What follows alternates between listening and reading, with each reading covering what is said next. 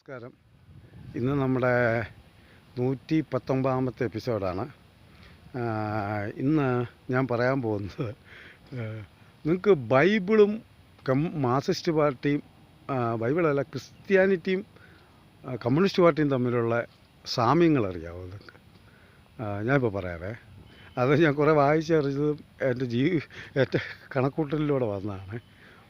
ഒന്ന്, നമുക്ക് ഈ ബൈബിളാണ് ക്രിസ്ത്യാനിറ്റിയുടെ അടിസ്ഥാന ഗ്രന്ഥം. അത് വെച്ചാണ് ക്രിസ്ത്യാനിറ്റി നീങ്ങുന്നത്. കമ്മ്യൂണിസ്റ്റ് പാർട്ടി നീങ്ങുന്നത് കമ്മ്യൂണിസ്റ്റ് മാനിഫെസ്റ്റോ എന്നും പറഞ്ഞ ഒരു പുസ്തകത്തെ ആസ്പദമാക്കിയാണ്. ഇതിൽ രണ്ടിലും തിരുത്തലുകൾ വരുത്താൻ അവർ തയ്യാറല്ല. ഈ രണ്ട് കൂട്ടരും തിരുത്തലുകളൊക്കെ എന്താണ്, ബൈബിളിൽ ഭൂമി ഉരുണ്ടതാണെന്ന് അംഗീകരിച്ചിട്ടെങ്ങാണ്ട് 10-15 കൊല്ലമായുള്ളൂ. പരന്നതാണെങ്കിൽ പരന്ന് തന്നെ. അങ്ങനെ രണ്ട്, കുരിശാണ് ക്രിസ്ത്യാനിറ്റിയുടെ സിമ്പല്. കുരിശല്ലേ, യേശുവിനെ കുരിശിൽ തറച്ചത് അതിൻ്റെ ഇതായിട്ടാണ്. അത് മറ്റെന്തെങ്കിലും രീതിയിലായിരുന്നെങ്കിൽ എന്ത് ചെയ്യുന്നു അറിയില്ല. പക്ഷേ അതുപോലെ തന്നെ കമ്മ്യൂണിസ്റ്റ് പാർട്ടിയുടെ അരിവാൾ ചുറ്റിക നക്ഷത്രമാണ്, അല്ലെങ്കിൽ അരിവാൾ ചുറ്റിക നെൽക്കതിരാണ് ഇലക്ഷൻ ചിഹ്നം. അത് അവർ മാറ്റാൻ തയ്യാറല്ല. 3, അവരുടെ യേശുക്രിസ്തുവാണ് അവരുടെ ദൈവപുത്രൻ അല്ലെങ്കിൽ ദൈവം. അതുപോലെ തന്നെ ഇത് കാറൽ മാർക്സാണ് ഇവരുടെ കമ്മ്യൂണിസ്റ്റ് പാർട്ടിയുടെ പ്രധാന ഉപജ്ഞാതാവ്. അതുപോലെ തന്നെ ബൈബിളിലെ മറ്റ് ശിഷ്യന്മാരെ പോലെ തന്നെയാണ് ലെനിനും മറ്റുള്ളവരൊക്കെ മാർക്സ് പാർട്ടിയുടെ. അങ്ങനെ ഒരിത്.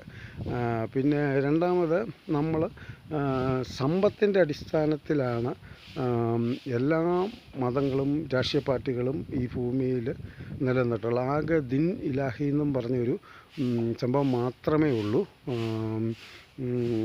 ഒരു മതം മാത്രമേ ഉള്ളൂ, നിർബന്ധ മതം മാറ്റാത്തൊരിത്. അത് അക്ബർ ചക്രവർത്തിയുടെ ആയിരുന്നു. അദ്ദേഹം നിർബന്ധിച്ച് അതിലേക്ക് ആരെയും കൂട്ടിയിട്ടില്ല. കാരണം അതുകൊണ്ട് 2 പേരേ ഉള്ളായിരുന്നു ആ മതത്തിൽ. അദ്ദേഹം വിചാരിച്ചത് മൊത്തം രാജ്യത്തിലെ ആ ചക്രവർത്തിയായിരുന്നു ഇന്ത്യ അടക്കം ഒരുപാട് രാജ്യത്തെ അങ്ങനെ ആക്കാമായിരുന്നു. പക്ഷേ അദ്ദേഹം ചെയ്യാത്തതുകൊണ്ട് അക്ബറും ബീർബലും മാത്രമുള്ളായിരുന്നു ആ മതത്തിൽ. പക്ഷേ ഇതിൽ ക്രിസ്ത്യാനിറ്റിയിലും ഈ അതിലേക്ക് ആളുകളെ ചേർക്കാം. ഇപ്പോഴും ചേരാൻ പറ്റുന്ന ഒരു മതമാണ്. ഇപ്പം ഹിന്ദു മതത്തിൽ അതിൻ്റെ ഒരു പ്രത്യേക വിഭാഗത്തിലേക്ക് നായർ ബ്രാഹ്മണർ അതിലേക്ക് ചേർക്കാൻ പറ്റില്ല. പക്ഷേ ക്രിസ്ത്യാനിറ്റിയിൽ ഏതെങ്കിലും വിഭാഗത്തിൽ ചേരാം. അതുപോലെ തന്നെ കമ്മ്യൂണിസ്റ്റ് പാർട്ടിയിൽ ആളുകൾക്ക് ഇപ്പോഴും ചേരാം. ശിഷ്യന്മാർക്ക് തുല്യമാണ്. ഞാൻ പറഞ്ഞില്ലേ, ലെനിനും എംഗൽസും ഒക്കെ ശിഷ്യന്മാരുടെ ഗണത്തിൽ പെട്ടിയാവും. അതായത് അവരുടെ അങ്ങനെ യേശുക്രിസ്തുവിൻ്റെ അറിയാമല്ലോ. പിന്നെ ഇതിൻ്റെ സമ്പത്ത്, 2 പേരും സമ്പത്ത് ഒരുപാട് നേടിയെടുത്തിട്ടുണ്ട്. അതാണ് അതിൻ്റെ നിലനിൽപ്പ്. അതുകൊണ്ട് നിങ്ങൾ വിചാരിക്കുന്നതിൽ ഒരിക്കലും ഇത് രണ്ടും ഈ ഭൂമിയിൽ നശിക്കില്ല. ഉദാഹരണം പറഞ്ഞു കഴിഞ്ഞാൽ, നമ്മൾ വിചാരിക്കും ദൈവത്താൽ സൃഷ്ടിക്കപ്പെട്ടത് മാത്രമേ ഈ ഭൂമിയിൽ നിലനിൽക്കൂ എന്ന്. സത്യത്തിൽ അങ്ങനെയല്ല. ഒരു തത്വചിന്തകൻ പറയുകയാണ്, പിശാചാൽ നിർമ്മിക്കപ്പെട്ടതും ഈ ഭൂമിയിൽ എന്നേക്കും നിലനിൽക്കും. കാരണം എന്ന് പറഞ്ഞാൽ, നമ്മുടെ ഒനിഡ TV-യുടെ പരസ്യം, നമ്മൾ ദൈവത്തിൻ്റെ അതൊക്കെ വെച്ചതിനേക്കാൾ ഒനിഡ TV-യുടെ പരസ്യത്തിൽ ഒരു പിശാച് വരുന്നതാണ്. നമ്മൾ കാണുന്ന റീൽസിൽ പോലും ഒരു പിശാച് വന്ന് കഥ തുറക്കുമ്പോൾ ഇങ്ങനെ ഇരിക്കുന്ന, അത് ഒത്തിരി പേര്, ലക്ഷക്കണക്കിന് പേര് കാണും. എത്ര നല്ല റീലിട്ടാലും കാണുന്നതിന് പകരമായിട്ട്. പിന്നെ അതുപോലെ തന്നെ കേഡർ പാർട്ടി എന്ന് പറഞ്ഞ പാർട്ടിയാണ്. കേഡർ എന്ന് പറഞ്ഞാൽ ആദ്യം ഇതാകുക, ഗ്രൂപ്പ് അംഗമാവുക, മെമ്പറാകുക, പിന്നെ ബ്രാഞ്ച് സെക്രട്ടറി ആകുക, പിന്നെ ഇതാകുക, ബിഷപ്പാകുക. അതുപോലെ തന്നെയാണ് കമ്മ്യൂണിസ്റ്റ് പാർട്ടിയുടെ നിലവിലുള്ള ഇത്. കാരണം എന്ന് പറഞ്ഞാൽ, കമ്മ്യൂണിസ്റ്റ് പാർട്ടിയുടെ ഇതിങ്ങനെയാണെങ്കിൽ ഇവരിലും എന്നതാ, പള്ളിയിൽ വിശ്വാസിയാകുക, പിന്നെ അതിന് ശേഷം കൈക്കാരനാകുക, പിന്നെ പള്ളിയിൽ പഠിച്ച് അച്ഛനാകുക, പിന്നെ അതിന് ശേഷം ഓരോരോ ബിഷപ്പാകുക, അങ്ങനെയൊക്കെ ഉള്ളൊരു ഇതിൽ അതും അങ്ങനെ തന്നെയാണ് തിരഞ്ഞെടുക്കപ്പെട്ടത്. അതും ഭയങ്കര തിരഞ്ഞെടുപ്പ്. ബിഷപ്പിനും മെയിൻ എന്ന് ഞാൻ പറയാൻ പാടില്ല, കാരണം ആക്ടിവിറ്റീസിനെതിരാണ്. അതങ്ങനെ. അതുപോലെ തന്നെയാണ് ഇത് രണ്ടിൻ്റെ ഉദാഹരണം. അതങ്ങനെയാണ് നിലനിൽക്കുന്നത്. പിന്നെ ഇത്രയൊക്കെയാണ് ഇത് തമ്മിലുള്ള സാമ്യങ്ങൾ. കാരണം എന്ന് പറഞ്ഞാൽ എന്ത് വന്നാലും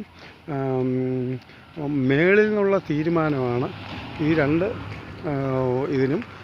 അല്ലാതെ ജനങ്ങളല്ല, അവിടുത്തെ വിശ്വാസികളല്ല ക്രിസ്ത്യാനിറ്റിയുടെ തീരുമാനങ്ങൾ എടുക്കുന്നത്. അവിടെ മേളിൽ നിന്നുള്ള തീരുമാനങ്ങൾ താഴേക്കാണ് അംഗീകരിക്കപ്പെടേണ്ടത്, അംഗീകരിച്ചിരിക്കണം. അതുപോലെ തന്നെയാണ് കമ്മ്യൂണിസ്റ്റ് പാർട്ടിയുടെ ഇത്. മേളിൽ നിന്നുള്ള തീരുമാനങ്ങൾ താഴേക്കിടയിൽ അംഗീകരിച്ചിരിക്കണം, ചർച്ച ചെയ്യപ്പെടാം എന്ന് മാത്രമേ ഉള്ളൂ. ആ രണ്ട് കാര്യങ്ങൾ. എന്ത് തെറ്റ് ചെയ്താലും ഇതിനെ സപ്പോർട്ട് ചെയ്തതെന്ന് അതിൻ്റെ ഒരു ഉദാഹരണമാണല്ലോ നമ്മുടെ അഭയ കേസുമൊക്കെ. അങ്ങനെ ഒരു പ്രത്യേകതയും ഇതിനുണ്ട്, രണ്ട് സാമ്യതകൾ. ഇത്രയും ഞാൻ പറഞ്ഞ് തെറ്റിയിരിക്കരുത്, ഞാനായിട്ട് കണ്ടുപിടിച്ചതാണ് കേട്ടോ പകുതി കാര്യങ്ങളും. ഇത് അപ്ലോഡ് ചെയ്യപ്പെടുമോയെന്ന് എനിക്കറിയില്ല, എന്നാലും പറയുകയാണ്. നന്ദി, നമസ്കാരം. അടുത്ത 120ാമത്തെ എപ്പിസോഡിൽ നമുക്ക് വീണ്ടും കാണാം.